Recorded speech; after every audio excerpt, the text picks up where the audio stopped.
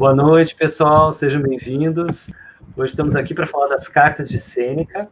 O professor Aldo vem nos ajudar. Muito obrigado, Aldo. Boa noite. Boa noite. Lúcio Aneu Sêneca, conhecido como Sêneca, o jovem, viveu de 4 a.C. a 65 d.C. Ele viveu logo após a queda da República, na qual reinou Cícero e a qual viu a morte de Júlio César. Durante a ascensão da autocracia com Augusto, de 27 a.C. a 14 d.C. E durante a dinastia Júlio-Claudiana, de Tibério, Calígula, Cláudio e Nero, que foi imperador entre 54 d.C. e 68 d.C. Um homem que foi morto, que foi rico, mas condenou a ambição e a luta por coisas superficiais, escrevendo diálogos, tragédias e cartas que influenciaram o cristianismo, São Jerônimo, Santo Agostinho, Shakespeare e o Renascimento, o Erasmo de Roterdã, Michel de Montaigne, René Descartes, Denis Diderot, Jean-Jacques Rousseau, Dante, Petrarca, etc., chegando a Baudelaire e Balzac. Então, para falar sobre essa figura super importante, né, e cheia de aspectos até contraditórios, hoje o Aldo vai nos ajudar. Por favor, Aldo, se apresente. Boa noite. Eu acho que talvez alguns já me conheçam, né? Eu sou professor da Federal de Sergipe, eu sou um tradutor também, acabo de lançar um livro, uma seleção de cartas de Sêneca. Também sou tradutor de Epiteto, de Herápolis, no Brasil, manual, o livro Um das Diatribes, que vocês encontram na internet e tudo mais. E também coordeno alguns grupos, né, de pesquisa em Epiteto, o GT Epiteto, que é um grupo vinculado à ANPOF, a Associação Nacional de Pós-Graduação em Filosofia, e também o projeto Estoicismo Artesanal, né, que é um projeto de divulgação do estoicismo. Muito bom, fantástico. O Aldo é, assim, impressionante. Pessoal, hoje nós temos que começar com uma nota triste, né, falando sobre a morte do João Freitas, e que foi morto por um policial militar, né, por agentes de segurança, e uma tristeza, né, nós temos no Brasil ainda isso. Bom, mas vamos começar com a leitura de uma carta mesmo, para a gente ver o tom do Sêneca. Ele diz assim: desejo também te indicar uma distinção de Crisipo que não tenha o sábio precisão de coisa alguma, e portanto que precise de muitas coisas. Abre aspas. O tolo, diz Crisipo, não precisa de coisa nenhuma. De fato não sabe para que serve coisa alguma, mas de todas as coisas tem precisão. Fecha aspas. O sábio precisa tanto das mãos quanto dos olhos, e das muitas coisas indispensáveis para o uso cotidiano, mas não tem precisão de coisa alguma. De coisa nenhuma. Ter precisão com efeito é da necessidade. Nada é necessário para o sábio. Logo, ainda que se baste a si mesmo, o sábio precisa de amigos. Deseja tê-los no maior número possível, não para que viva bem. Com efeito, vive também de modo feliz sem amigos. O sumo bem não busca meios externos. É cultivado em casa, é totalmente gerado a partir de si mesmo.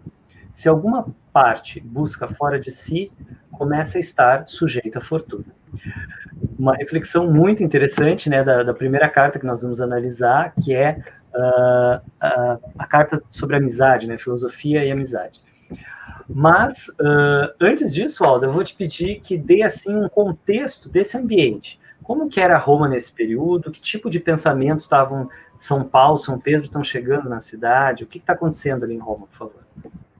É um período, talvez o período mais importante, né, da história dos latinos, dos romanos, né, porque Roma é em ebulição. A República tinha acabado pouco tempo antes, algumas décadas antes, né, e Augusto tinha, de certa forma, trazido uma paz, né? O próprio Sêneca vai dizer depois que é uma paz cheia de sangue, né? Uma paz embebida em sangue. Mas, de certa forma, Augusto trouxe de novo uma estabilidade para Roma, né? E Roma, de fato, se manteve estável por alguns séculos, graças a César Augusto. E é um momento muito rico culturalmente. Então, temos grandes poetas, grandes escritores, grandes dramaturgos, temos uma riqueza cultural muito grande nesse momento, né? Costumam dizer, erradamente, que os romanos são só copistas, né, dos gregos, né, que não são criativos. Isso não é verdade, né? Os romanos eram, sim, muito modestos em relação aos gregos. Eles reconheciam a grandeza do que os gregos faziam, né? Mas, ao mesmo tempo, eles tomavam aquilo e faziam sua própria releitura, uma releitura original. Sêneca, ele, para mim, representa o que é esse intelectual romano, né? Praticamente não há nada semelhante a isso na contemporaneidade. Era um homem que dominava não só latim, mais culto, né? Mas também era capaz de escrever peças teatrais, né? As tragédias dele, que até hoje não se sabe a certo se eram encenadas ou não. Uns dizem que eram apenas tragédias filosóficas, outros dizem que eram encenadas, e de fato essas tragédias têm sido encenadas na Europa com grande sucesso, especificamente a Medeia, né? Recomendo que vocês leiam a Medeia de Sêneca, é maravilhosa. E também um poeta, também um filósofo e um político. E ele só não foi um soldado, só não foi um general, né?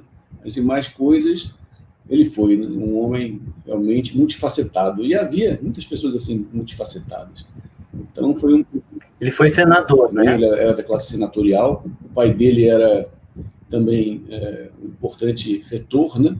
Um especialista em retórica. Não chegaram alguns livros. Inclusive, recentemente acabaram de encontrar um novo livro, né?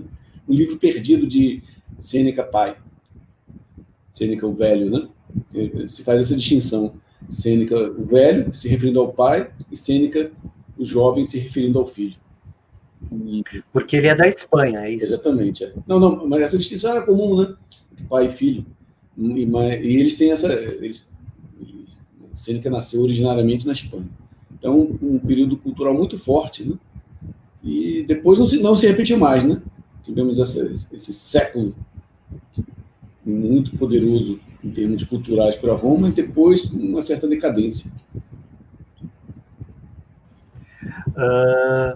Vamos falar um pouquinho da vida dele, né? As pessoas conhecem aquelas pinturas de Sêneca se suicidando, né? O que tem um pouco a ver também com, um certo lugar comum da filosofia estoica, que é aguentar, né, as vicissitudes com bravura, alguma coisa assim. E ele teve também uma questão de exílio. Eu queria que você falasse um pouquinho de quem foi essa pessoa. Então, é importante falar isso. A gente vive uma época hoje em dia do cancelamento, né? Então, as pessoas são canceladas por uma ação e são já julgadas e condenadas, né? Não precisamos nem mais de tribunal, né? Tudo é automático, né? E feito pelas redes sociais. E, de certa forma, Sêneca sofreu isso, não pelas redes sociais, né? Mas pelos historiadores, pela crítica ao longo dos séculos. Né? Sêneca foi julgado muito desfavoravelmente, né? Sempre porque, primeiro, ele era de uma família muito rica, né? Então, o senso comum costuma fazer uma confusão do estoicismo com o cristianismo. O cristianismo diz que, né, devemos ser pobres e tudo mais, né? Assim, para falar de uma forma bem simples, né? Enquanto para o estoicismo, o dinheiro é uma coisa que pode ser bem ou mal usada, tá entendendo? O estoico não faz profissão de pobreza, como fazem algumas ordens católicas. Não há profissão de pobreza. Há a afirmação de que o dinheiro deve ser bem usado, e que o uso apropriado do dinheiro é o uso social. Por exemplo, Sêneca ele financiava uma série de artistas, uma série de poetas, como Lucano, né, como Marcial, entre outros. Então, ele tentava fazer um uso social desse dinheiro, usar em benefício da sociedade. Agora, por ele ser de origem rica, foi muito criticado porque as pessoas acham que o estoicismo tem algo a ver com a riqueza, né? Tem a ver com você ser um esbanjador, ou você ser, uma pessoa, um exibicionista, né? Mas contra a riqueza em si mesma, não. Tanto que a riqueza é fundamental para as nações, né? O que vai ser fazer uma nação sem riqueza nenhuma? Não faz nada, né? Certo? A riqueza é fundamental para que o país se desenvolva, para que haja educação para todos e todas essas coisas. Então, Sêneca nasceu numa família muito rica, teve uma educação primorosa também. O pai dele era um grande intelectual. Mas desde cedo ele era muito doente. Ele tinha um problema pulmonar e isso fez com que ele escapasse, né, das mãos do Calígula.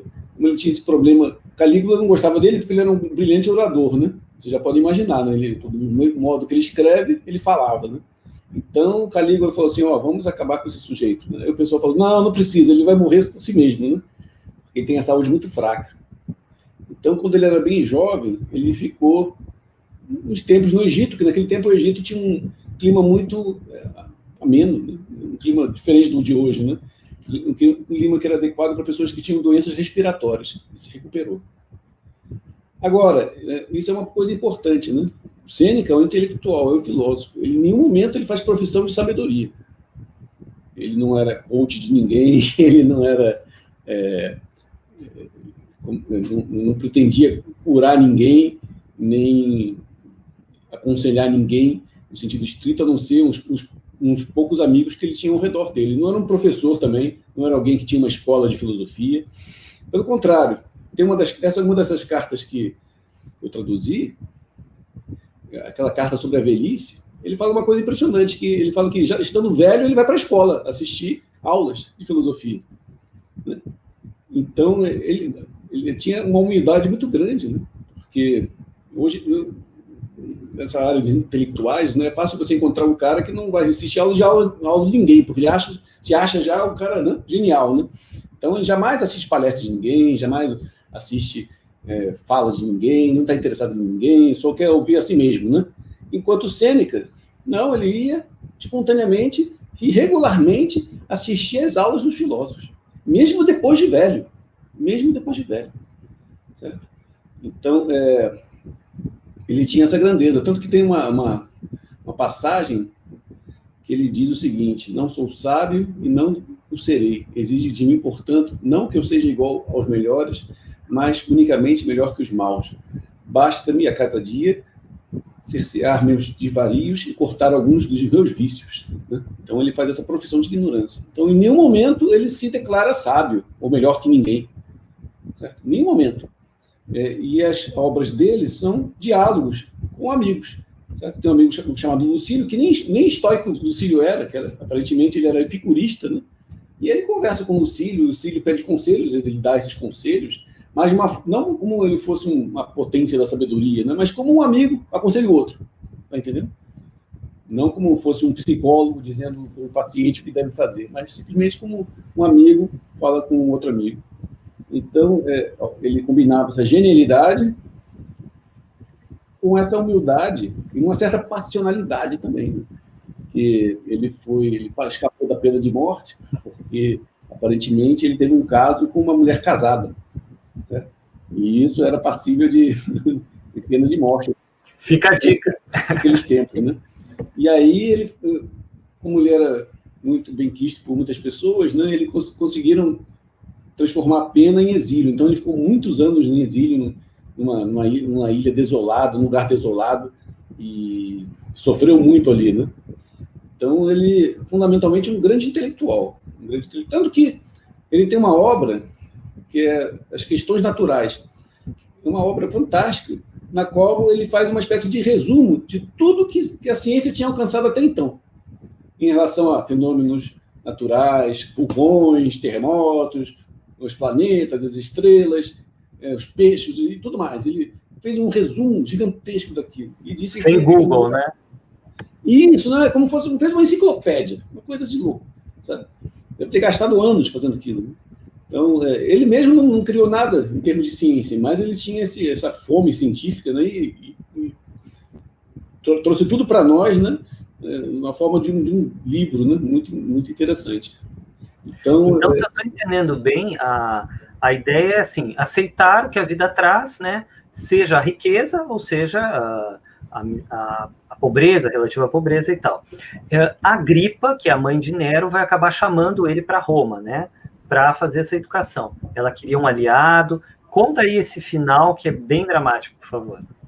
Então, ela faz com que pena ser suspensa, né? E ele volta a Roma para ser Agripina, né? Para ser o tutor de Nero. Nero ainda é jovem, né? Eu estava conversando com quem estava falando sobre. Era a Tainã Bueno, que é professora aqui da UFAL, da Federal de Alagoas. Ela está falando justamente sobre uma obra do Sêneca, e falando sobre que uma coisa que poucos sabem, que os primeiros anos do governo de Nero foram fantásticos, né? Ele só começou a ter um comportamento desviante, por assim dizer, depois, né? Então, foram 7 anos, né, de...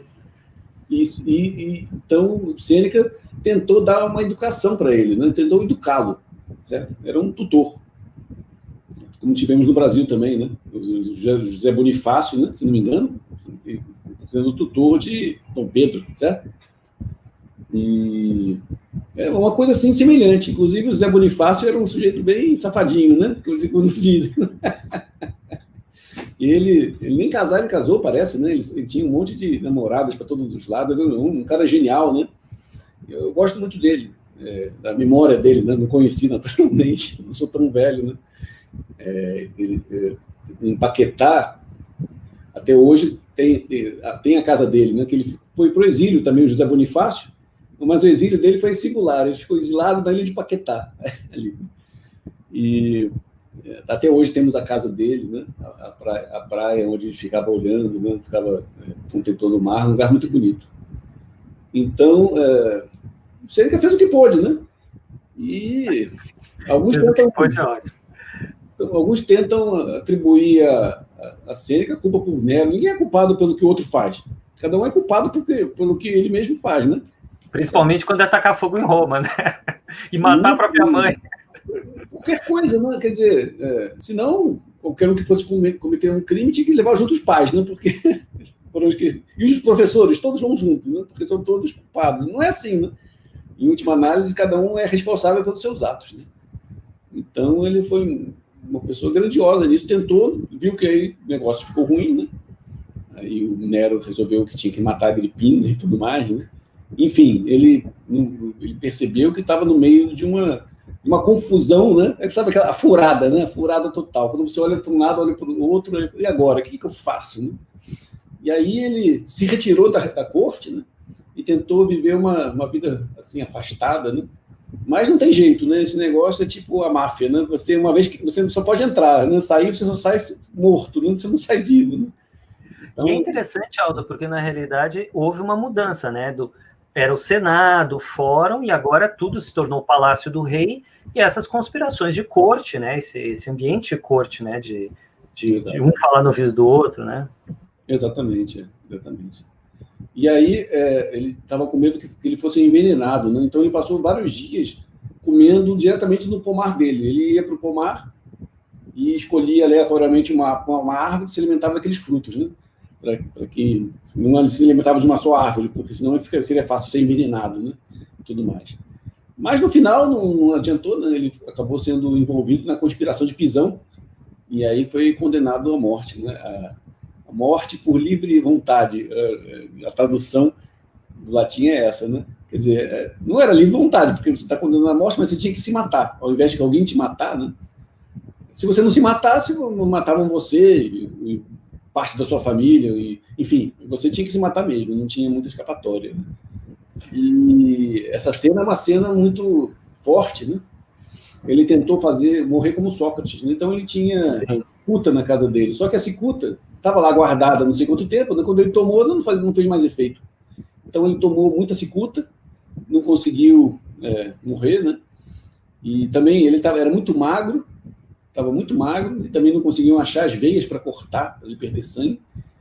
Então foi uma morte muito dolorosa, muito sofrimento. A mulher dele, que era muito mais jovem que ele, eu acho que 20, 30 anos, não lembro, era mais jovem comparada com ele, ele já era um homem de 68, 69 anos, algo assim, e ela tentou morrer junto com ele, né? Mas depois que Sêneca morreu, Nero ordenou que os pulsos dela fossem remendados, literalmente, né? Dessem pontos para que ela não morresse, né? Porque ele tinha medo da reação da população pela morte dela, que era uma pessoa querida. dos demais. Agora, Nero fez todo tipo de maluquice, né? Ele tentou matar a mãe, convidou a mãe para uma festa. E aí ele fez um barco que tinha a seguinte propriedade: você apertava um botão, puxava uma alavanca e abria-se o fundo do barco. Era um barco armadilha, né? E lá se foi a mãe de Nero, né? E lá pelas tantas abriram a armadilha, o barco afundou. O que ele não contava, Nero, é que a mãe era forte para burro, né? A mãe conseguiu sair nadando e chegou na terra firme, né? E havia uma coisa assim, um lance estranho entre ele e a mãe, né? Tanto que no final ele acabou matando a mãe, né? E tem uma cena, né? Aparece ele contemplando o corpo nu da mãe sobre a mesa, né? E dizendo que ela era muito bonita e tudo mais, né? Enfim, cenas não tem. Uma pessoa bem normal, né? Bem fácil de educar, né? Então, eu estava envolvido com um cara desse, né? Acho que ninguém... Enfim, é difícil para todo mundo, né? Não é fácil para ninguém, né? E eu sei, assim, em doses homeopáticas, né? Que quando você se mistura com gente ruim, cara, é difícil você se livrar, né? Parece que os efeitos disso permanecem, né? Certo? Parece que tem uma possibilidade... Gente ruim é gente que acredita em coisa ruim, né? Ideia ruim... Parece que deixa um estrago permanente na sua vida, sabe? É difícil se livrar daquele estrago, né? Então, Sêneca se viu nessa situação altamente desagradável, né? De ter uma relação com um sujeito, no mínimo, complicado, né? Para dizer o mínimo. De showman, né? Pelo jeito. Bom, mas aí a gente tem... Tem aquele pratinho ali em cima, deixa eu ver se mostra, uma cena do Nero. Tem um Nero lá em cima. Nossa. Ele tá com umas dançarinas. Não está no Palácio do Planalto. Bom, só queria... Bom, então a gente está falando dessa filosofia estoica, que um dos aspectos é o dever público, né? O serviço público, e Sêneca acabou cumprindo, né, uma função.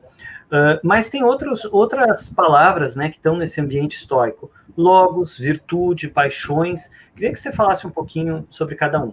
Lembra que nós temos 10 cartas ainda pela frente. Então, basicamente, o estoicismo acredita que as virtudes são conhecimento. Ou, que está no mesmo, conhecimentos são virtudes. Significa o quê? Que você, em posse de um certo conhecimento, você vai poder fazer bom uso daquela coisa sobre o que o conhecimento é. Por exemplo, se você é um bom médico, tem conhecimento de medicina, na área do coração, né? Se uma pessoa tiver uma parada cardíaca, você vai saber o que fazer. Esse conhecimento é útil por isso. Você vai poder fazer bom uso da situação, vai poder salvar, se possível, né, a vida da pessoa. Então, para eles, todo conhecimento é virtude, toda virtude é conhecimento. Na medida que você age com virtude, isso é, com conhecimento, você age acompanhado de boas paixões, com bons sentimentos, né? Você vai agir tranquilamente, você vai agir de uma forma eficiente, certo? Na medida que você age por ignorância, sem saber o que está fazendo, aí você tem as paixões ruins, certo? Você vai ter medo, você vai ficar com raiva, você vai ficar indignado, enfim, essas paixões tristes, elas vão te inundar, certo? E sua alma vai ficar inquieta, vai ficar em turbilhão. Enquanto se você age com conhecimento e com virtude, sua alma fica tranquila, fica com um bom fluxo, né? Essa ideia é fundamental. E esse é o ponto, né? Por isso que eles dizem, né, que o que é bom e mal está relacionado à sua alma. Quer dizer, se você tem um conhecimento na sua alma, então a sua alma é boa, a alma, tá entendendo? Porque ela vai estar ordenada, ela vai ser justa, etc. E o caso contrário vai ser uma alma ruim, porque vai ser desordenada, vai ser injusta, e vai agir de acordo com essa falta de conhecimento. E por que eles dizem que as coisas externas não são nem boas nem más? Porque elas podem ser bem ou mal usadas, certo? Uma mera faca de cozinha, de passar manteiga no pão. Se você estiver enlouquecido, você vai pegar essa faca e matar alguém. Certo? Então, ela pode virar um instrumento para matar alguém, é um instrumento extremamente passivo de passar manteiga no pão. E isso vale para tudo. Certo? Isso vale para tudo. Então, as coisas todas podem ser bem ou mal usadas. E vão ser bem usadas quando a pessoa tiver conhecimento de como deve usá-las. E vão ser mal usadas quando a pessoa desconhece, quando a pessoa é ignorante. Então, o estoicismo é fundamentalmente isso. Obrigado, Aldo. Vamos falar um pouquinho desse logos universal. O que é esse espírito, um espírito divino, alguma coisa assim?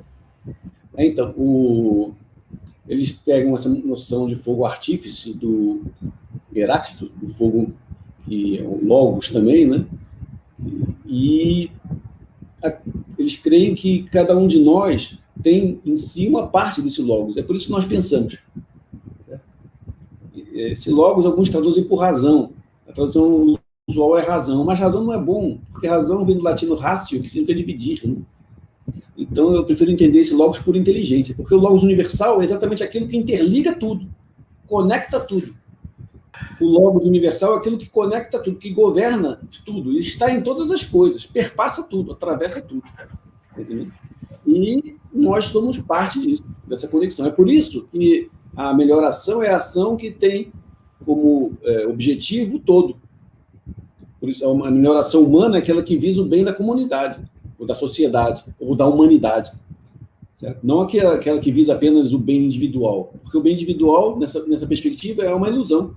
Você não pode fazer o bem para você enquanto você prejudica os demais. Né? Isso, no final, não é um bem para você. Isso, no final, se torna um mal para você também. Como a corrupção, né? Então, o sujeito, ele rouba e tudo mais, ele acha que está fazendo um bem para ele, mas ele está destruindo a sociedade toda. E essa é exatamente a sociedade na qual ele vive. Tá? Então, a ação ruim é uma ação que é injusta, é uma ação que causa dano, não só para o indivíduo, mas para todos. Né? E a ilusão humana é essa, que muitas vezes o indivíduo acha que o bem é algo individual, algo egoísta. Né? Mas isso diverge para os estoicos da própria noção do logos, né? Porque o logos ele é universal, ele interliga tudo, ele é inteligência universal. Então, o nosso logos é inteligente, né? Ele funciona bem na medida que a gente está ciente disso, dessa universalidade, que a gente tem que interligar as coisas, não separar as coisas. Certo. Bom, vamos então para as cartas, né? São muito lindas, tem essa coisa de mostrar a vida romana, que é muito interessante, né? Como você falou, ele vai lá ouvir as aulas e tal. E algumas coisas interessantes que eu vi, assim, ó. Quantos treinam o corpo e quão poucos treinam a mente, né? Acho muito bonito. Temos que estar preparados também para os socos da fortuna, né? Não devemos ser escravos, não devemos acabar escravos desses desejos, dessas paixões, né? Fugir do medo, da morte, da pobreza. Fala das máscaras, né? Dos dandies, das pessoas que fingem felicidade, né? E propõe um certo distanciamento do dinheiro, do apego à propriedade, da honra, né? E olhar para a sua própria alma. Mais ou menos assim, né? Fazendo um resumo muito breve, só para a gente entrar realmente nas cartas. Então, a primeira carta é aquela que a gente leu, né? Que vai falar sobre a filosofia e a amizade. Aldo, por favor. Para mim, essa é uma das cartas mais poderosas, né? Porque o ser humano, os estoicos, tem um impulso natural para a amizade, para estabelecer laços afetivos. Isso começa com a relação mãe e filho, né? Ou mãe e filha. Então, desde aquele momento, né, a gente começa a estabelecer esses laços afetivos. E para os estoicos, laços afetivos significam que você se apropria do outro como uma parte de si mesmo. É um desdobramento da oikeiosis, né, da apropriação. Então, quando você ama muito alguém, para os estoicos, significa que você vê essa outra pessoa como uma parte sua. Não como uma parte qualquer, mas como uma parte mais importante. Daí que, por exemplo, as mães, né, não titubeiam quando precisam se sacrificar para salvar os filhos. A gente vê isso em animais, né? As mães, as cadelas, né, se arriscam para salvar as crias, os passarinhos e tudo mais. Então, tem esse instinto natural de ver no outro uma parte fundamental de si mesmo. Agora, a grande tragédia é quando você se equivoca, né? Quando você considera o outro uma parte de si mesmo, quando o outro não tem a menor pretensão de ser. Pelo contrário, ele só está ali para te explorar, né? Ele usa esse seu instinto natural, né, contra você mesmo, né? Ele usa isso como para te escravizar, na verdade, né? Então, aí vem toda essa questão da manipulação. Então, o Sêneca fala sobre isso. O pano de fundo dessa carta é uma crítica a Aristóteles, né? Não uma crítica ao que Aristóteles, no sentido forte da palavra. Ele critica que Aristóteles distingue entre amizades verdadeiras e amizades segundo a utilidade e segundo o prazer. Ele diz que as amizades segundo a utilidade são os mais velhos, do prazer são os mais jovens, e amizades genuínas, né, que são poucas, essas aí vão depender da virtude. Então você vai ser amigo do outro segundo a virtude. E o Sêneca vai radicalizar, ele vai dizer, não, só existe essa amizade, as outras não são amizades. Embora as pessoas deem esse nome, né, elas não são. Porque se você é amigo do outro pela utilidade, essa amizade vai durar apenas enquanto o outro for útil. Quando o outro deixa de ser útil, você o abandona, né? Então você não é amigo verdadeiramente. Porque o amigo, nesse sentido forte dos antigos, é aquele justamente que fica do teu lado durante a adversidade. Que adianta você... E aí o Sêneca faz essa cena que eu acho fantástica, né? Ele pinta a cena do sujeito na adversidade e totalmente isolado, sem amigos, né? Porque todos aqueles que ele achavam que eram amigos, na verdade, eram amigos só no segunda utilidade, né? Assim que ele se viu isolado, assim que ele se viu sob ataque, todos esses falsos amigos se dissiparam, né? Se dispersaram. E é interessante a gente lembrar, né, Aldo, que essas cartas foram escritas no final da vida dele, né? Pelo que eu entendi. Ou seja, ele já é uma reflexão, vamos dizer assim, também, né, sobre a sua própria vida. Né? Temos aí aquela carta 41, que vai falar do divino no homem. Então, estamos falando desse espírito divino que habita em nós, e ele vai falar de alma, de razão. Essa carta, ele fala justamente isso que eu falei, né, que nós somos fragmentos da divindade, mas vai mais além.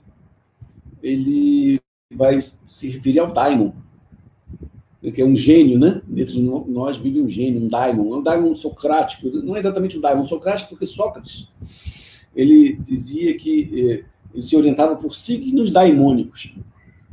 E esses signos daimônicos não eram vozes que ele ouvia, mas ele alguma coisa que ele sentia, indicando que ele não deveria fazer alguma coisa. Por exemplo, um dia ele estava atravessando um rio e um antigo amigo dele veio ter com ele, pedindo para voltar ao grupo dos amigos de Sócrates. Né? E aí o daimon disse assim, não, né? Era uma força só para interromper, para advertir quanto a certas ações. E, de fato, durante o julgamento de Sócrates percebeu que esse cara ele estava querendo se juntar à turma dele para coletar informações contra ele. Porque, na verdade, ele era amigo dos inimigos dele. Mas, com o passar do tempo, esse daimon é entendido como uma entidade por si, como se fosse paralelo que eu faço com um anjo da guarda, uma coisa assim, né? Um paralelo cristão. É alguma coisa que está ali e te protege, certo? E Sêneca vai dizer que a divindade designa para cada um de nós um daimon, né? Um gênio, para nos proteger, para nos advertir em todas as circunstâncias. Né? Em termos contemporâneos, a gente pode entender isso também como a intuição, certo? A intuição funciona exatamente assim. Né? Um amigo meu, Paulo César, que é psicólogo, ele diz isso. Quando você vai conhecer uma pessoa, se atém à primeira impressão, porque nessa primeira impressão ainda não se junta juízo, não se junta nada, é só a intuição que está te falando. Ela está nua ali, né? E ela, nesse estado, é a mais confiável possível. Certo? Ali você não vai poder enganar a si mesmo, né? Com converser, né? Você está diante da realidade, né? É a mesma coisa de uma festa, por exemplo, alguém te chama para uma festa, aí uma voz interior diz, não, então você não deve ir. Não, siga essa voz interior. Certo? Então, esse daimon, inclusive o culto aos imperadores, os romanos não viam os imperadores como se tornando deuses por si mesmos. O culto era ao numen, né? Seria uma entidade assim, similar ao um daimon, né? Seria uma entidade tutelar, né? Protetora de cada uma dessas pessoas. Que fantástico, muito bom. Bom, daí ele vai falar dos vários aspectos da virtude, e aparece um personagem, o Cleranus, né, em inglês, acho que é Cleranus, e aí, através desse personagem, ele vai dizer que a alma não é desfigurada pela feiura do corpo. Então ele vai fazer essa... Queria que você comentasse aí novamente, o que ele entende por virtude, por favor. Então, nesse caso, é a mesmíssima coisa, né? Da mesma forma que tudo que é exterior é meio, nosso corpo também. Nosso corpo também é algo exterior a nós mesmos. Certo? Para os estoicos, cada um de nós é uma mistura de corpo e alma. Sendo que a alma é aquilo que tem liberdade dentro de nós. O corpo é escravo. Certo?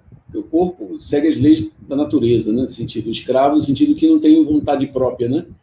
Não tem controle de si mesmo. Né? Ele funciona seguindo as leis naturais e acabou-se. Né? Então, e isso é verdade. Né?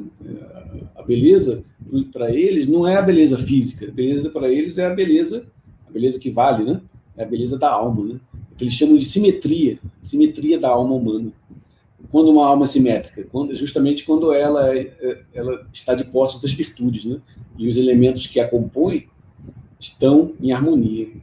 Nem quente demais, nem fria demais, né? De acordo com a terminologia deles. Porque para eles o logos, no nível do macrocosmo e do microcosmo, ele se desdobra em pneuma. E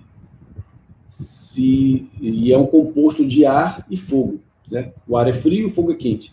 O fogo expande, o ar contrai. Então tem que haver um equilíbrio entre esses dois para a alma ser simétrica. Né? E essa alma simétrica é bela. É tipo aquela pessoa, não sei se você já teve essa experiência de encontrar uma pessoa muito tranquila, certo? E você, por ela ser muito tranquila, você desfruta a companhia dela pelo mero fato dela ser tranquila. Já percebeu isso? Enquanto a pessoa infernizada, todo mundo se afasta, né? Porque a alma é assimétrica, né? A alma é perturbadora, né? Perturba a si mesmo e tudo que está à sua volta. Né? Então, o que o Sócrates vai dizer, o próprio perfume, né? Divino. Nesse sentido, Sócrates era bonito para os amigos dele.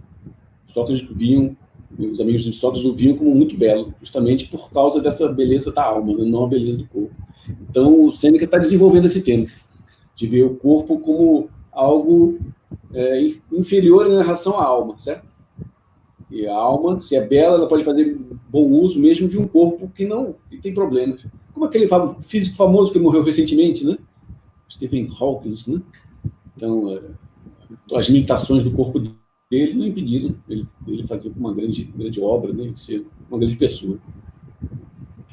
Nós podemos encaixar aqui esse conceito de autarquia?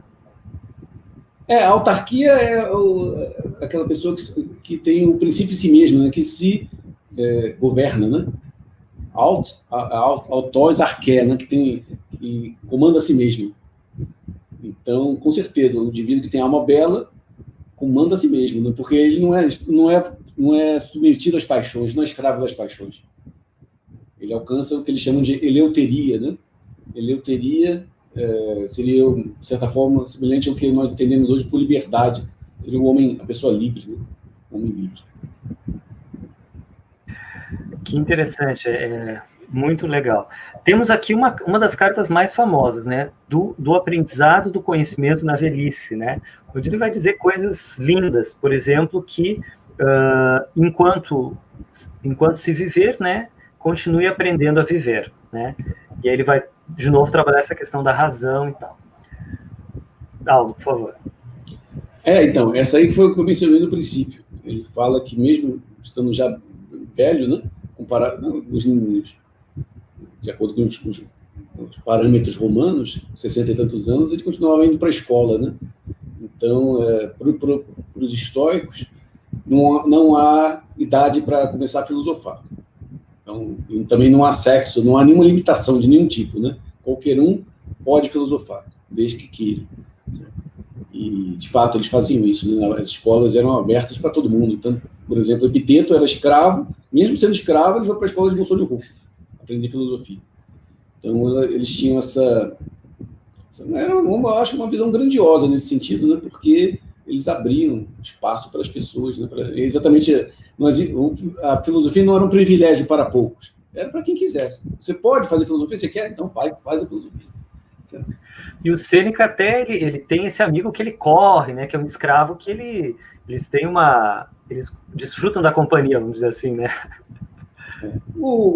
Na antiguidade, que é uma coisa que a gente tem que destacar, né? A palavra escravo não reflete bem esse tipo de relação na antiguidade. Escravo, para começar, vem de eslavo, né? De slave, daí que vem, e designa já os eslavos que eram escravizados já no período cristão, né?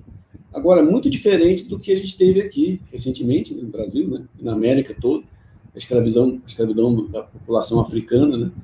E foram escravizados com base numa afirmação de inferioridade racial, né? Uma coisa terrível que a gente está vivendo aí sem parar isso, né? Essa desgraça, né?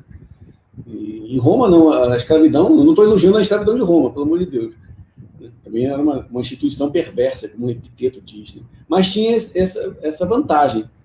A escravidão era circunstancial. Você não era escravo de nascença, no sentido, você nasceu para ser escravo. Não é isso, era circunstancial. Certo?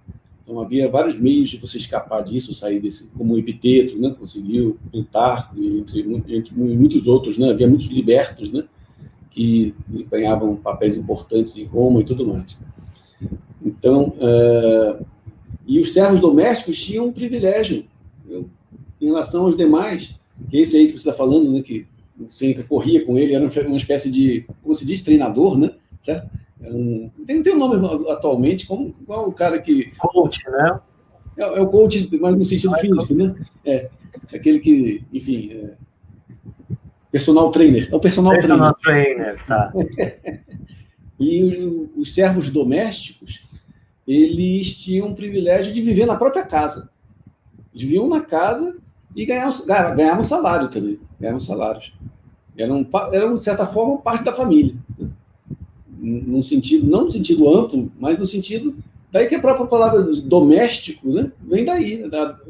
Vem de domus, né, que é casa em latim. Doméstico é exatamente aquele que é da casa. Certo? E até hoje a gente usa, em algumas regiões do Brasil, se refere a empregada doméstica. Né? Até hoje a gente tem essa expressão. Então, a diferença é que a empregada doméstica volta para a sua casa, né? Enquanto o doméstico, em Roma, ele ficava na casa, né? Que ele já tinha a sua própria casa dentro da casa. Né?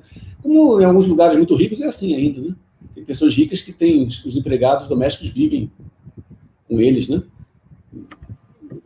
A gente tem Pompeia aí, né, para nos mostrar um pouco do que era, né? A Vitória fez uma pergunta aqui. Não, pode falar. E tem um poema muito famoso do Joaquim Nabuco que fala exatamente disso. Anotem aí, versos franceses, a Epiteto, que publicamos na revista Prometeus. Coloquem lá, revista de filosofia Prometeus, aparece no Google. Joaquim Nabuco, versos franceses, a Epiteto, que ele marca a distinção entre a servidão da antiguidade e a escravidão moderna, né? E justamente ele foi uma das pessoas que ajudaram a terminar, né, a encerrar a escravidão no Brasil.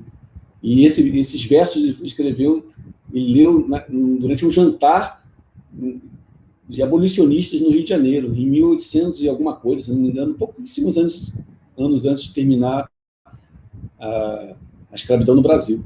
E ele era católico, deixou de ser católico porque o Papa apoiava a escravidão. Quando o Papa baixou uma bula contra a escravidão, aí ele pessoalmente ele reatou, né, com a religião dele, que era o catolicismo. Está lá o Joaquim Nabuco, versos franceses a Epiteto. Tem esse nome porque ele fez um libelo, né, publicou os versos em francês, depois seguidos da tradução em português. E aí ele estabelece bem essa distinção entre a escravidão moderna dos negros, né, e a servidão na antiguidade. Não elogiando a servidão na antiguidade, mas mostrando que a escravidão dos negros foi muito pior do que aquilo que se viu na antiguidade. E é o que nós estamos vendo até hoje, né? Todo esse tipo de rescaldo, né? Todo tipo de cicatriz que a gente carrega, né? Chagas vivas, na verdade. Né? Terrível, né? A Vitória perguntou assim, tem alguma carta em que ele trabalha o princípio de atenção? Tem, sim, eu só não sei de cabeça qual. Eu acho que é aquela que ele fala do uso do tempo. Então, porque ele tem uma carta sobre o uso do tempo, busque lá no título, né? As cartas de Sêneca não têm títulos. Esses títulos foram adicionados posteriormente. Mas tem essa carta sobre o uso do tempo, não sei o número dela, e ele fala justamente na necessidade de você viver o agora. E viver o agora significa que você se libertou do passado, você não está mais escravo do passado, né? Você não pelo ressentimento e coisas assim, também você não vive ansioso pelo futuro, na expectativa do futuro, você é capaz de viver o momento. Né? Eu falei sobre isso no outro dia, onde que eu estava falando isso? Foi na aula do... O Rineu me chamou para dar uma aula, que tem eu trabalhei esse tema justamente com o Ferreira Goulart. O Ferreira Goulart trabalha muito essa questão da passagem do tempo e da atenção. Né? E deixa eu colocar aqui, eu li justamente essa parte. Ferreira Goulart... não, isso aqui não. Só um momento.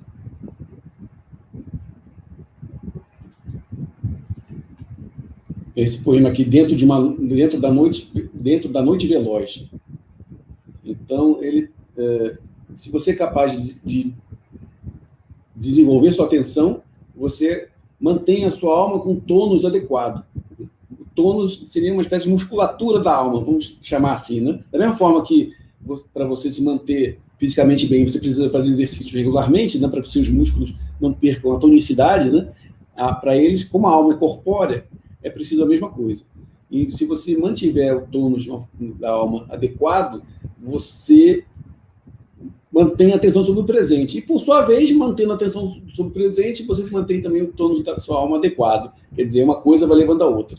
Então, tem esse poema aqui, do pedacinho que eu vou ler do Ferreira Goulart, para mim, diz muito sobre isso. Ele diz o seguinte: como um relógio de ouro, o podre oculto nas frutas, sobre o balcão, ainda mel dentro da casca, na carne que se faz água, era ainda ouro, turvo açúcar, vindo do chão, e agora, ali, bananas negras, como bolsas moles, onde pulsa uma abelha e gira ponteiro no universo dourado, parte mínima da tarde, em abril, enquanto vivemos. Então, quando você é capaz de despertar essa atenção, né, quando você é capaz de se fixar no momento, você descobre para si mesmo, você descobre, né, revela para si mesmo a riqueza das pequenas coisas que passam despercebidas para as pessoas que vivem ou atiradas no futuro ou afundadas no passado. Certo? Então você é capaz de ver as maravilhas, pequenas maravilhas do mundo, né, como as plantas, como as crianças, como as pessoas em geral, né, como as estrelas e tudo mais. Você é capaz de usufruir isso, porque os históricos, primariamente, eles são cientistas. Não seguem a concepção de ciência que nós temos hoje, mas são cientistas na antiguidade.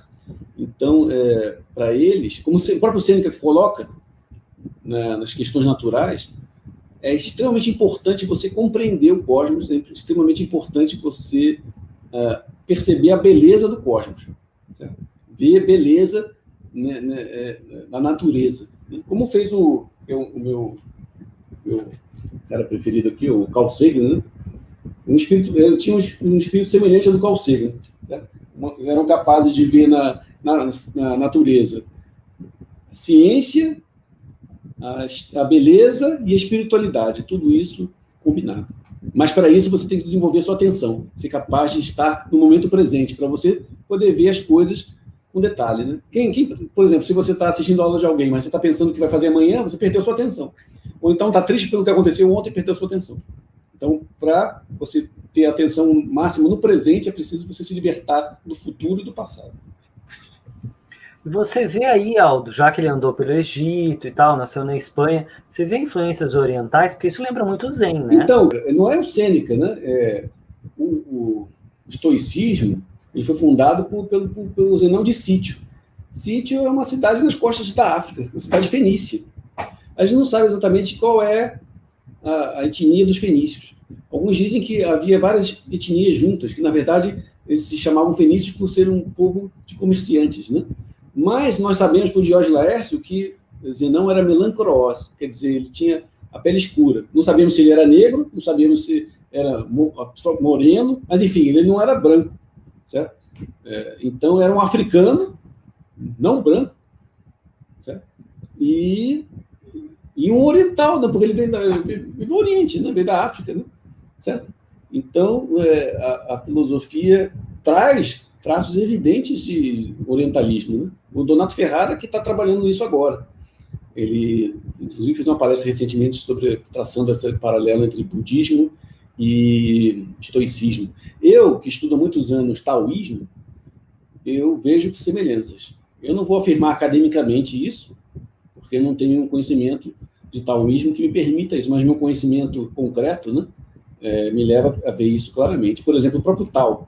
Tao representa muito o que é o cosmos, né, estoico.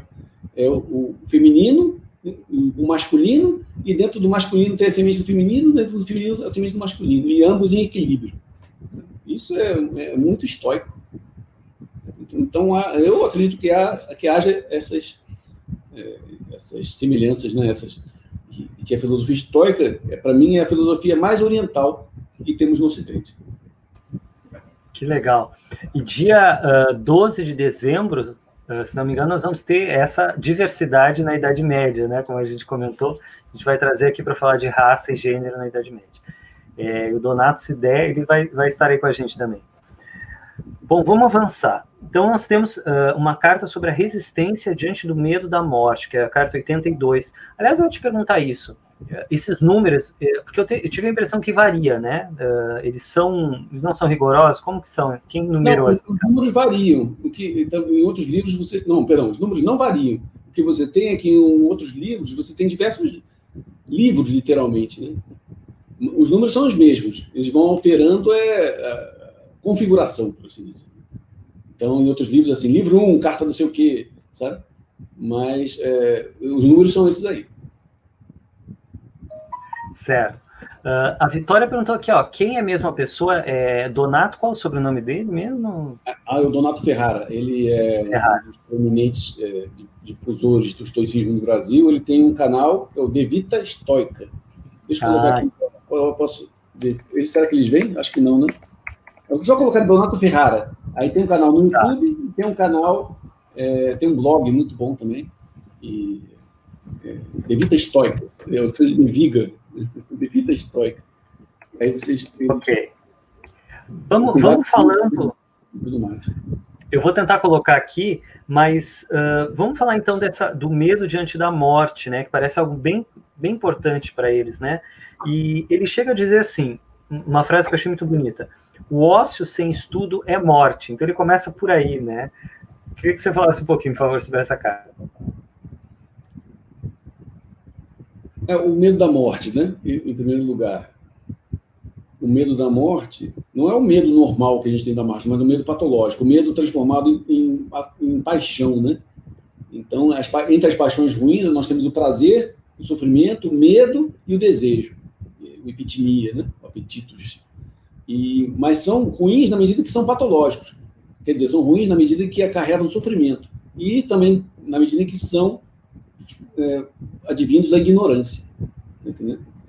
Então, nesse sentido, eles querem curar o medo da morte de modo que você possa viver sem estar dominado por isso. Né? Uma espécie, como hoje a gente tem a síndrome do pânico, né? Você não pode... O medo da morte, quando patológico, te impede de fazer qualquer coisa. Certo? E a questão do ócio é a seguinte: ócio, em latim, é tradução para escolé, o termo grego escolé, que significa literalmente tempo livre. Daí que vem escola, certo?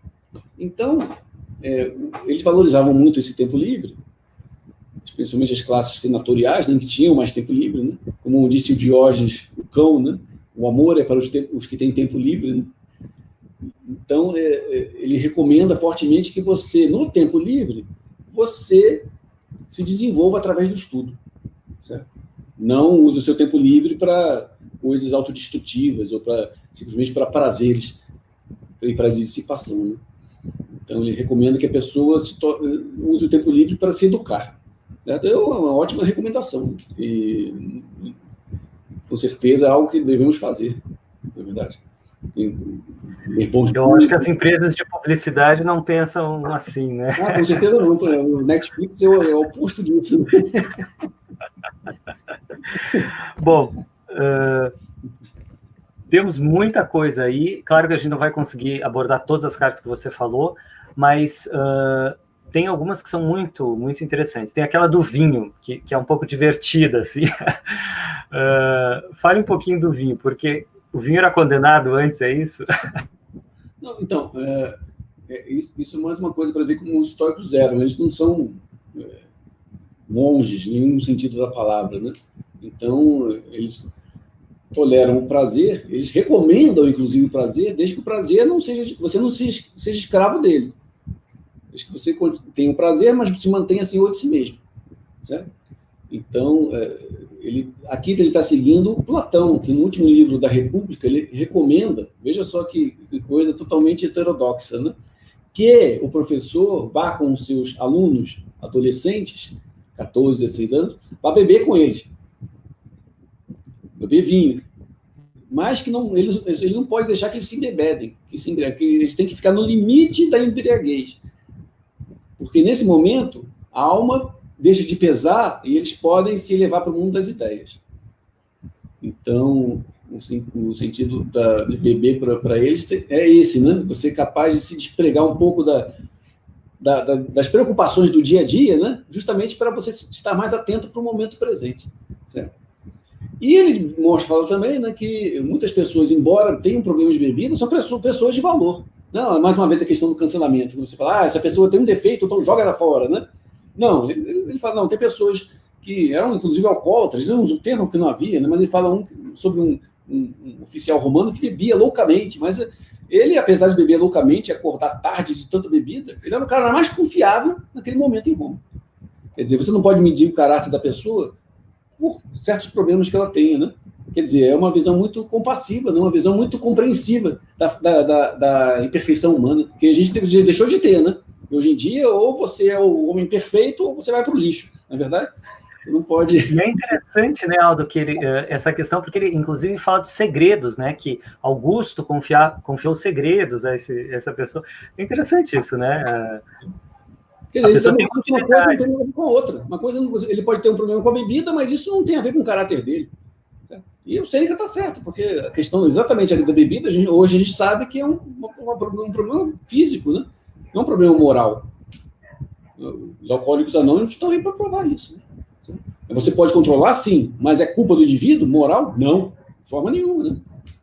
E isso, eles tenderiam a estender isso aos demais problemas, como drogas e tudo mais. Os estoicos são muito compreensivos com as falhas humanas. Eles chegam no máximo, Epiteto, né? Epiteto está falando de Medeia, que assassinou os próprios filhos para atingir o ex-marido, né? Ele fala assim, mas como é que você vai falar mal de Medeia, né? Quem é você? Não é você está no corpo de Medeia? Você sabe por que ela fez isso? Deixou de fazer? Você sabe qual foi a opinião de Medeia? Você estava lá tentando mudar a opinião da Medeia? Sabe? Então, eu tenho respeito pela pessoa. Você condena o ato, mas você não condena a pessoa, certo? São duas coisas diferentes. Eles tinham um respeito pela pessoa que nós perdemos completamente. A gente confunde o ato com a pessoa. Certo? E eles miram a opinião. A ideia é ruim, não a pessoa. Sabe por que são as pessoas? É carne e sangue e ossos e tudo mais, né? Você vai condenar isso por quê? Né? Eles condenam as ideias ruins. As ideias que são contra a humanidade, as ideias racistas. Eles são os primeiros, porque eu saiba, são os primeiros a afirmar a fraternidade humana, que todos os homens são irmãos, todos os humanos são irmãos entre si, né? E que há apenas uma humanidade, são, pelo menos no Ocidente, né? Eu acho que os budistas vão fazer algo semelhante, né? Então, eles compreendem, eles são muito compreensivos com as falhas humanas. Tanto que eles falam isso frequentemente, né? Que é uma coisa que você ouve, eu fumei durante uma década, eu fumei. E era difícil parar de fumar. E eu parei de fumar depois que comecei a ler os estoicos, porque colocam em você uma pressão moral que não é o caso. Você não fuma porque você é mau. Você fuma porque você está viciado. E os estoicos dizem assim, o Epiteto repete isso muitas vezes, o Sêneca também. Ele fala assim, você está num vício, não, você se esforça para parar. No dia seguinte, 2 dias, 3 dias, você falhou. Não tem problema, vamos começar de novo. Vamos começar até conseguir. certo? Isso porque dentro do ser tem uma razão divina, né? Então ele pode aprender, digamos assim. Exatamente. Obrigado. Perfeito. Né? Exatamente. Ele é você. O outro que você está xingando é você mesmo, em certa medida.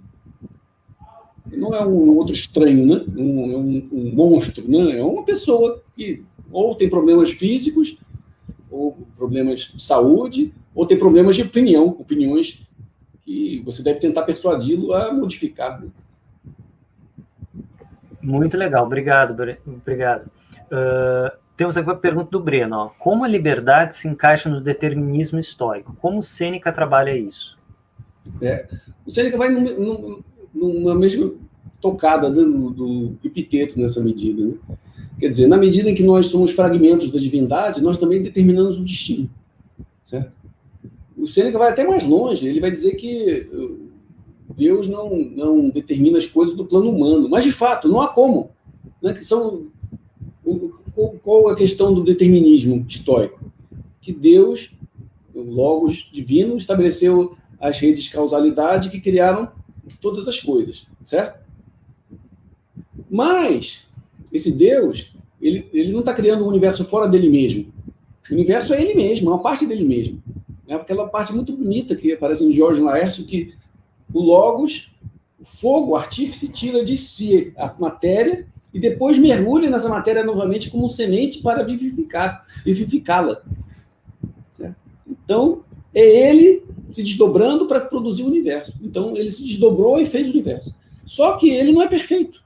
Ele não pode determinar tudo até o fim. Ele não pode perceber de antemão as interações entre as redes causais. Daí que vem, por exemplo, os tumores, as doenças. Isso aí não é o plano de Deus. Né? Logo, o fogo artífice não planejou isso. Né? Senão não poderia ser bom. Né? E, como nós somos também fragmentos da divindade, nós determinamos o destino. Em que medida? Na medida que nos cabe. Nós não determinamos o passeio dos astros, do movimento dos astros, nem o movimento da Terra, mas nós determinamos o que acontece sobre a superfície da Terra, em certa medida, e como nós nos relacionamos com os outros humanos e com os outros animais. Isso é com a gente. Isso é a gente que está determinando. A gente que diz assim, ó, vamos destruir toda a Amazônia e tacar fogo em tudo. É isso? Somos nós, não é Deus não é Deus que está querendo isso não. Deus não determinou nada disso. Isso aí cabe ao humano, fazer ou não. Cabe ao humano fazer as coisas boas, né, que são boas para o meio ambiente, para a humanidade, fazer as coisas ruins. E isso temos visto. Né? O século XX foi cheio disso. Né? As guerras terríveis. Foi Logos, né? Se perguntasse para o estoico, não. Foram vocês mesmos que fizeram isso. Né? Isso lembra muito Santo Agostinho, né? É interessante porque, enfim, tem um pouco isso. Santo Agostinho vai lutar contra os maniqueus e dizer que não existem dois princípios, né? O bem e o mal, mas existem a natureza é boa, Deus é bom. Queria que você fizesse uma relação aí como essa apropriação do cristianismo, como você vê isso? Qual vai ser a diferença do Agostinho? O Agostinho, eu por acaso eu li muita coisa do Agostinho, porque eu lecionei um ano de filosofia medieval na UERJ, no princípio do século, nessa altura, 2001, alguma coisa assim. E 2001, 2002, foi 2003, alguma coisa assim. E ele tem uma série de tratados contra Pelágio. O que dizia Pelágio? Que o pecado do homem são as falsas opiniões. Que, na medida que o humano se livra das falsas opiniões, ele se purifica e pode alcançar a felicidade. O Pelágio é muito socrático nesse sentido, porque essa é fundamentalmente a tese socrática. Quem vai dizer Agostinho? Não.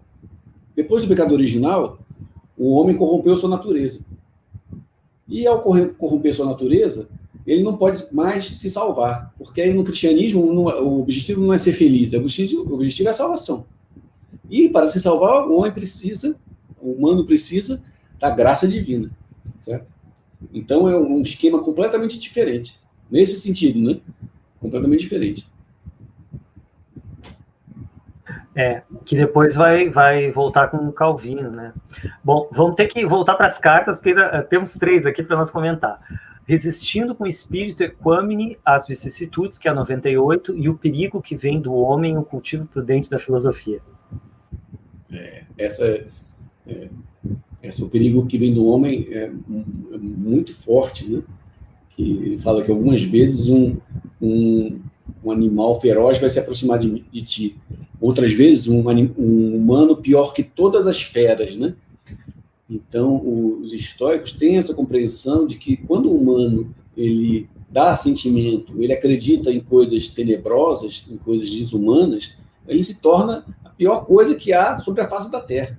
Certo? Não porque ele seja mal em si mesmo, né? Mas porque ele se tornou mal por causa das coisas nas quais ele acredita. Como os nazistas, né?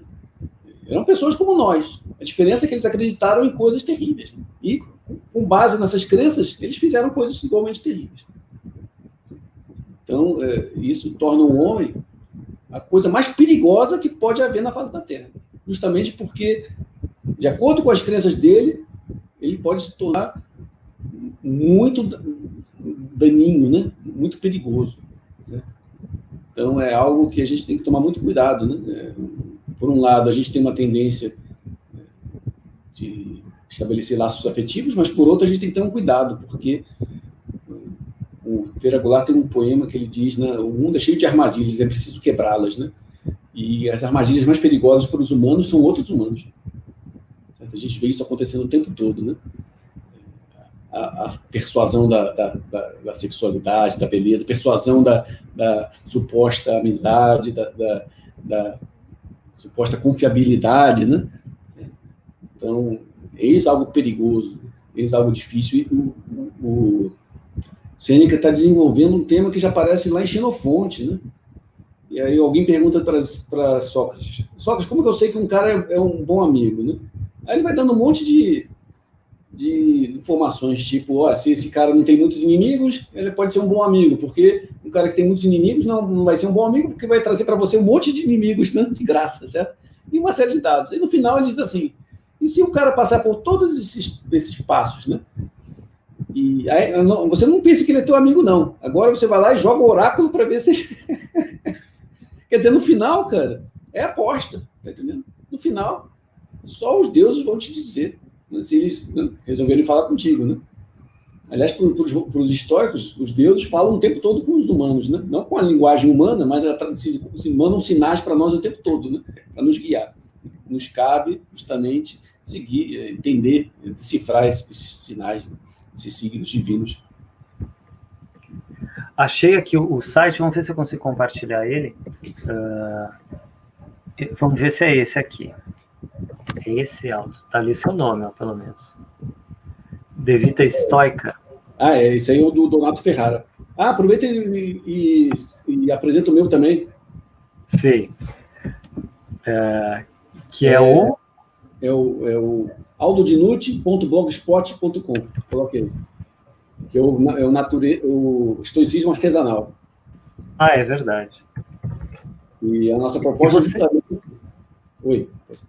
Você está tendo um canal no YouTube, né, também?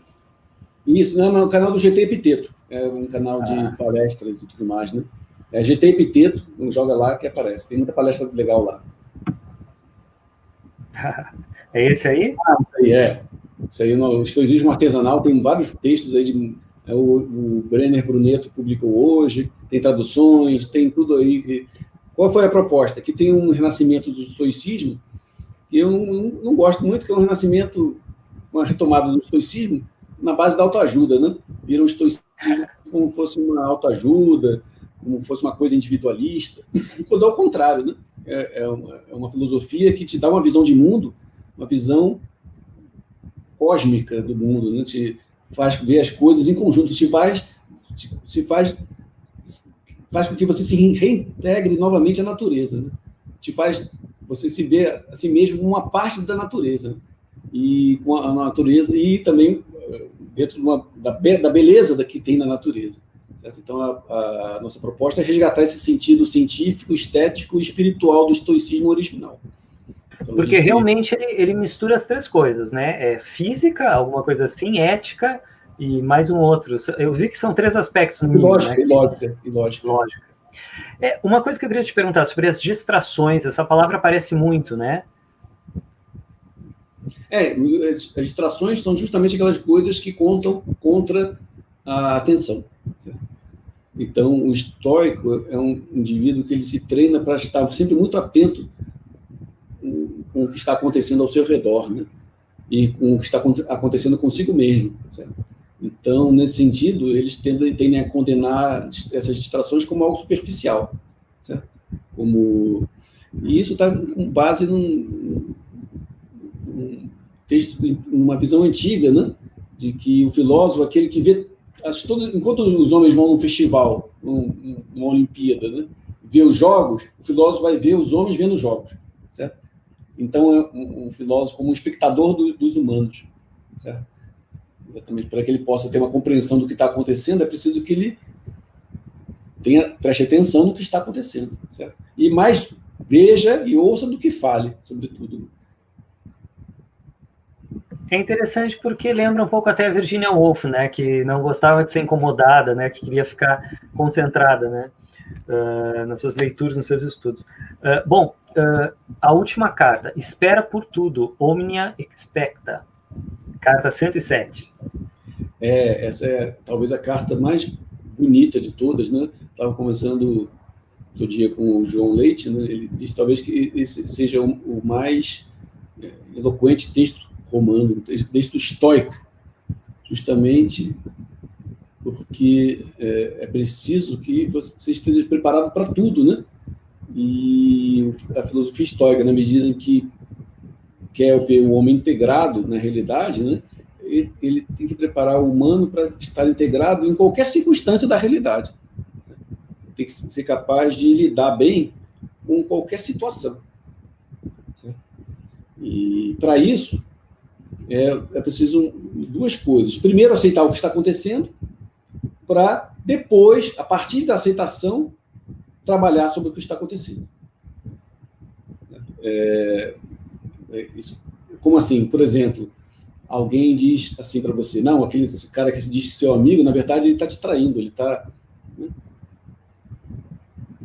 Imagina que isso está acontecendo realmente. Se você disser, é mentira, não quero saber. Aí como que você vai se proteger? Você não vai se proteger. Porque você está evitando encarar a realidade, encarar os fatos. E encarar os fatos não é uma coisa fácil, porque encarar os fatos, muitas vezes, implica você ter que abandonar suas crenças, abandonar suas crenças nos outros, né? Abandonar mesmo o seu sentimento pelos outros. Quando você vê que a pessoa que se diz sua amiga, na verdade, não é. Então, isso não é fácil, aceitar a realidade. Mas, uma vez que você aceita a realidade, aí você pode trabalhar para modificá-la, né? No caso, se você... alguém diz que alguém não é seu amigo verdadeiramente, você vai lá, checa e vê que não é mesmo, aí você toma as devidas providências, certo? Então, você tem que ser capaz de encarar os fatos para poder, a partir disso, reagir diante deles. Não é para parar e aceitar as coisas como são, no sentido de tá bom, é assim mesmo. Não, tem que aceitar como são para, a partir daí, você poder modificá-las. Tem alguma coisa que me lembra muito a questão do desapego, realmente, né, do budismo. Bom, mas o que eu quero te colocar, assim, nós estamos numa sociedade onde as pessoas são obcecadas por tudo, né? Por títulos, por produção intelectual, seja obsessões intelectuais, obsessões econômicas, de corpo e tal, e ao mesmo tempo uma sociedade que gera muita frustração, né? Inclusive pandemias aí fora de controle. Queria que você falasse um pouquinho dessa questão disso, de se você vê essa questão da frustração, o desapego relacionado, se teria, digamos assim, uma relação com o que a gente vive hoje. Não, com certeza, né? Com certeza. Os romanos viviam dentro de um sistema de crenças muito tenso, né? Que era muito exigente, né? E como hoje, quando eles avançavam e conquistavam essas coisas, não encontravam felicidade, não encontravam satisfação genuína, a não ser aquela muito breve, né? Que logo se extingue, né? Que logo se acaba. Então, o nosso mundo humano é feito disso, né? Feito dessas iscas, das armadilhas, né? Então, estamos sempre sendo atraídos pelas armadilhas, enquanto isso, a nossa vida se esvai e a gente está fazendo, na verdade, trabalhando para os outros, né? Então, a filosofia é boa por isso, né? Que faz você parar e reavaliar essas coisas, né? Parar e pensar, por que eu estou fazendo isso, né? Será que isso é bom realmente para mim? Isso é bom para mim, ou eles estão dizendo que é bom para mim porque é bom para eles que eu creia que seja bom para mim, certo? Então, o mundo está cheio disso. Então, as pessoas acreditam que é bom para elas ter as roupas caríssimas, aí gastam todo o seu dinheiro nisso, ou então carros caríssimos, ou apartamentos de luxo, com um condomínio caríssimo, e, enfim, mergulham no consumo em geral como se fosse uma fonte de felicidade, mas que obviamente não é, né? Certo? E logo encontram o contrário. E nesse movimento eles estão simplesmente satisfazendo outras vontades que não as deles. Esse é o ponto. Aldo, vamos voltar um pouquinho, então, para essa influência, né? Uma influência enorme, como a gente viu. Queria que você falasse um pouquinho de Shakespeare e do Renascimento. Então, um fato que pouco conhecido é que o Shakespeare ele leu fundamentalmente as tragédias de Sêneca. Não havia praticamente nada, nenhuma tragédia grega disponível para Shakespeare ler. E naquele momento, Sêneca tinha muita coisa de Sêneca circulando, né? Então, daí que tem aqueles fantasmas que aparecem em Sêneca e aparecem em Shakespeare também, né, famosos. Né? E a própria Renascença, né, ela, na verdade, ela é um produto da destruição de Constantinopla, né, do Império Bizantino. E nesse movimento, uma série de intelectuais, quando o Império Turco Otomano destruiu Bizâncio e finalmente destruiu Constantinopla, os intelectuais bizantinos migraram para a Itália, né, e levaram consigo todos os códigos, toda aquela riqueza cultural, tudo que eles puderam, eles levaram para a Itália. Né? E isso é um dos motores, com certeza, do Renascimento, não só da Itália, como da Europa toda. Né? Então, e mesmo nesse ponto é que veio o Epiteto voltou para o Ocidente, ele tinha sido totalmente esquecido, né? Através de um cardeal bizantino chamado Bessarion, que chegou na Itália e encomendou uma tradução do Manual de Epiteto em latim para um padre chamado Niccolò Perotto, isso em 1490, alguma coisa assim.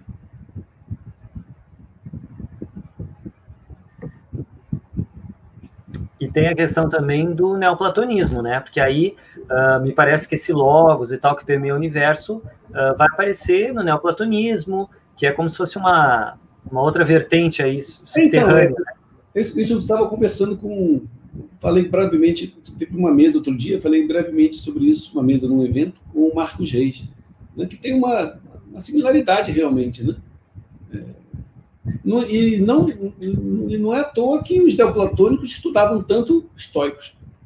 Por exemplo, tem um texto, um tratado gigante sobre o Manual de Epiteto, que foi escrito por Simplício, que era um neoplatônico.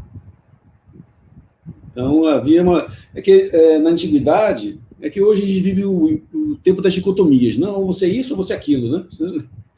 Mas na antiguidade eles não viam as coisas exatamente assim, não. Havia muita comunicação, muita apropriação mútua, muito ecletismo, né? Então, você podia ser um neoplatônico e, ao mesmo tempo, você adorar Epiteto e fazer tratados sobre Epiteto, e depois estudar geometria platônica e lógica aristotélica, e era uma coisa assim, era uma coisa muito... Havia muito... Inclusive os sofistas, né? Que hoje em dia a gente acha que os sofistas eram malignos, né? Personagens do mal. Não era assim. Tanto que... Porque Platão escreveu tantos tratados, tantos diálogos sobre os sofistas, né? Justamente porque ele admirava os sofistas. Imagina que você tem uma pessoa que você despreza, você vai escrever um livro sobre ela e colocar o nome dela na capa. Imagina, você faria isso, né? Só se você fosse uma pessoa muito, né, querendo sofrer, né? Eu vou escrever um livro sobre a pessoa que eu detesto, colocar o nome na capa, né? Então, o Platão, ele tinha suas ideias próprias, né? Não eram as ideias dos sofistas, em muitos casos, mas ele estimava os sofistas. E, ao longo do Império, né? Ao longo do Império Romano, houve um movimento chamado Segunda Sofística, e esses novos sofistas, eles dialogavam muito com os filósofos e eles se conjugavam para educar a elite romana. Você pega, por exemplo, Marcos Aurélio, ele tinha vários professores que eram sofistas, e também professores que eram filósofos.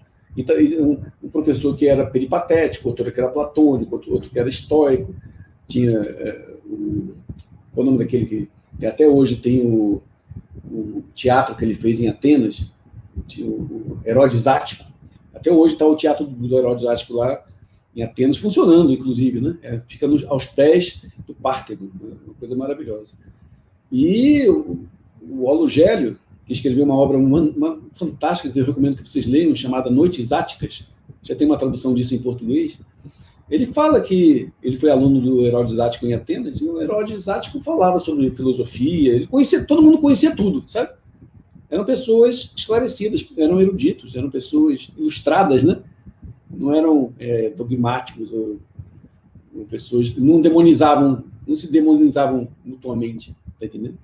Eram capazes de ver o que é de bom e o que é de mal para eles, nos outros, tá entendendo? Então, eles tinham uma visão mais temperada, né? Mais equilibrada, mais compreensiva da realidade dos humanos. Depois o São Tomás vai falar de um Deus oculto, né, que vai dar no Deus dos deístas. Você acha que daí tem uma distância, se afasta um pouco desse logos? Nessa seara, já no São Tomás já é um outro... Só eu que posso ser palpiteiro nessas lives, não dá. Bom, queria te agradecer muitíssimo, é sempre um prazer, você teve assim, uma simpatia imensa sempre, uma enorme simplicidade, além desse conhecimento todo, então é um prazer, e queria agradecer muito ao nosso público aqui, que ficou, olha, super fiel aqui, prestando atenção, muito obrigado, e queria que você desse, assim, suas palavras finais nessa live, né, e o que você acha, assim, que o estoicismo trouxe, vamos dizer assim, de mais importante para a nossa reflexão hoje? Eu diria o seguinte, né? Que o Epiteto, uma determinada diatriba, ele fala que o estoicismo não garante nenhuma coisa externa. Não vai te dar riqueza, não vai te dar cargo político, não vai fazer você bem-sucedido, nada disso. O estoicismo trabalha apenas as coisas internas. Quer dizer, o estoicismo trabalha a sua visão de mundo. Ele vai te dar, se você se aprofundar, se você estudar, até ficar da cor dos mortos, né? Como Zenão significa, até você, né? Absorver aquilo realmente, né? Ele vai te dar uma visão do mundo que eu chamo de cósmica, né? Você vai se ver como parte do cosmos e que você está num mundo que, por um lado, ele é muito doloroso, cheio de sofrimento, mas, por outro lado, ele é muito bonito também. É cheio de maravilhas, né? Então, é essa mensagem que eu queria passar para as pessoas, né? Sobre o estoicismo. Que legal, Aldo. Muito obrigado. E, bom, um dia a gente vai chegar assim nesse equilíbrio que você tem. Queria dizer ao pessoal que nós temos 53 encontros, nós fizemos 53 encontros nos últimos, desde julho. Então hoje a gente está comemorando aí esse número, que eu acho bem legal, né, Aldo? Assim, com várias pessoas diferentes, jovens, pessoas de várias áreas, professores universitários e tal, e falamos de África, falamos de Índia, falamos de, sabe, um pouco de tudo, Inglaterra, França, Brasil, falamos de justiça, então foi uma experiência muito legal, e agradeço mais uma vez ao Aldo por estar aqui e também pelos contatos. E então, pessoal, deem uma olhada aqui nos links que temos, né, da Amazon, se quiserem comprar alguma coisa. Tem, assim, acho que quase 150 vídeos já no canal. Se quiserem, apoiem, né, como a gente estava colocando aqui. Aldo, um prazer imenso te receber, viu? E agradeço muitíssimo a simpatia de sempre. Pessoal, até a próxima, então. Até quinta-feira. Só para lembrar aqui, ó, dia 27, nós vamos ter sobre Dorian Gray. É o Diário de Dorian Gray. O retrato, né, de Dorian Gray. E depois a gente vai falar sobre Candomblé. Aldo, então, muito obrigado, viu? Uma boa noite. Obrigado, Afonso. O pessoal tá elogiando aqui. A live foi muito boa. Muito obrigado, Breno. Muito obrigado.